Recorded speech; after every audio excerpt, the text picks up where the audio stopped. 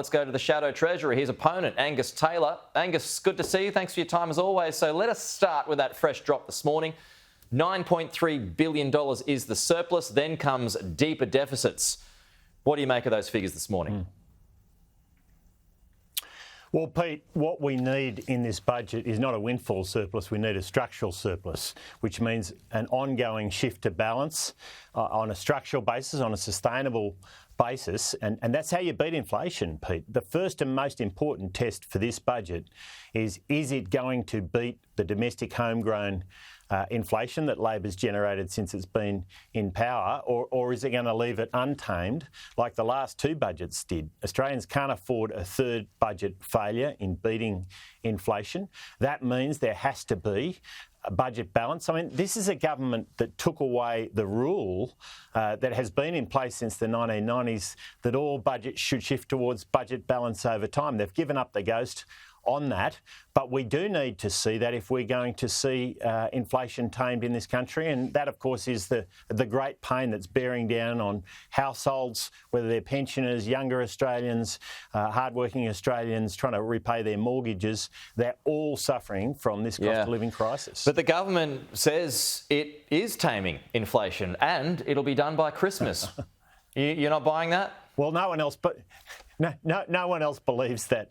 Well, that must have some pretty good information. What nonsense we just heard from the Treasurer as he verbaled the Reserve Bank. Look, the Reserve Bank has set the alarm bells off for good reason. They've said inflation is going up, not down right now. That's what we saw in the last figures, and we need to see a pathway to tame it. And we haven't seen that. And that, as I say, is the first and most important test for this budget. It was the test for the last two budgets. They failed on it. They've added over $20,000 of spending since they came to power for every Australian household.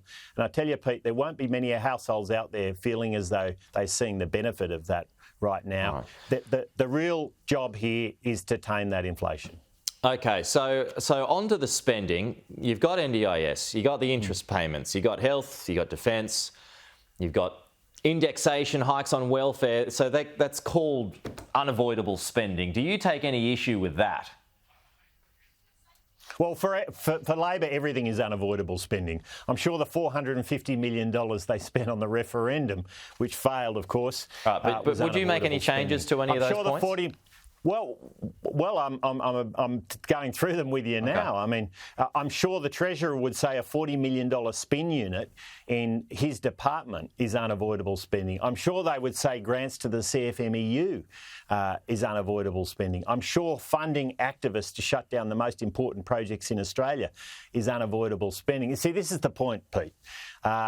Labor's version of unavoidable spending is always the wrong one.